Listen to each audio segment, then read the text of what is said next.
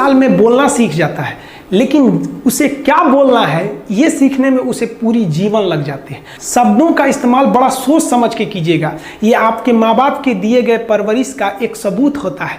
अतः आप अगर किसी से अपशब्द बात करते हैं तो सभ्य व्यक्ति आपको नहीं कोसेगा, बल्कि आपके माँ बाप को कहेगा कि इसे संस्कार नहीं सिखाया। ये शब्द जो होते हैं हमारी परवरिश का परिचय करा देते हैं। शब्द का इस्तेमाल भोजन की तरह करना चाहिए। जिस तरह से भोजन को बनाने के बाद थोड़ा सा चख लिया जाता है, उसी तरह शब्द को दूसरे के सामने बोलने से पहले एक बार जरूर चख लीजिए।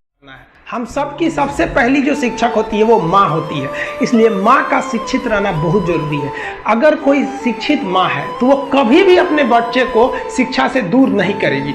मेरा ये हरगिज कहना नहीं है कि जिसकी माँ अशिक्षित है उसका बेटा पढ़ा लिखा नहीं होगा। मेरी माँ आज भी अनपढ़ है, आज भी उससे एक रोटी मांगते हैं ना तो वो 2 रोटी दे देती है। दुनिया की सबसे अच्छा अलार्म जो होता है वो माँ होती है। आप कहिएगा सुबह 7 बजे उठाने के लिए, वो आपको 6 बजे ही उठा देगी और कहेगी बेटा कि महिला लोग के चक्कर में शी जिनपिंग पगला है। यहाँ पे 2 मिनट में मोदी जी समझा देते हैं। यहाँ पर अगर विदेश में किसी से ब्रेकअप कराना है, देखिए ई ना शी जिनपिंग, यहाँ पे देखिए इससे भी ब्रेकअप हो गया, इससे भी, इससे भी। इस सबके पीछे जानते हैं कौन कांड थे?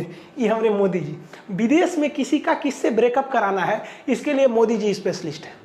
और हिंदुस्तान के अंदर किसमें ब्रेकअप कराना है, चाहे मध्य प्रदेश हो चाहे राजस्थान हो, कहीं पे भी हो, तो इसके लिए हमारे अमित शाह जी हैं। तो भैया हमारे हिंदुस्तान में हर तरह का, अगर आपको दिल लगाना ही है तो किताबों से लगाओ ना यार। बेवफा भी निकलेगी तो मुकद्दर बना के जाएगी।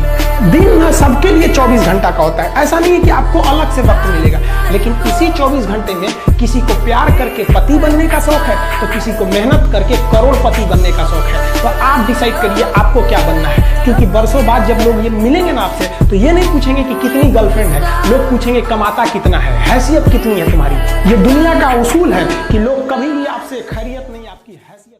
जरूरी नहीं कि हर चीज आपको किताबें और यूनिवर्सिटी में ही पढ़ाया जाएगा। बहुत सी चीजें हैं जो आपकी खाली पेट और खाली जेब सिखाएगी, जो आपको कोई टीचर नहीं सिखाएगा। कहते हैं जरा सी छेद क्या हो गई मेरे जेब में, सिक्कों से ज्यादा तो मेरे रिश्तेदार गिर गए। लाइफ में सबका स्ट्रगल होता है। हम लोग के भी लाइफ में बहुत तकलीफें आई थी। जिंदगी में इतने तकलीफ देखे कि अब अगर तकलीफ नहीं होता है तो तकलीफ होता है। जिंदगी ने उस मुकाम पर लाकर छोड़ा है जहाँ पसंद तो बहुत कुछ है लेकिन चाहिए कुछ भी नहीं।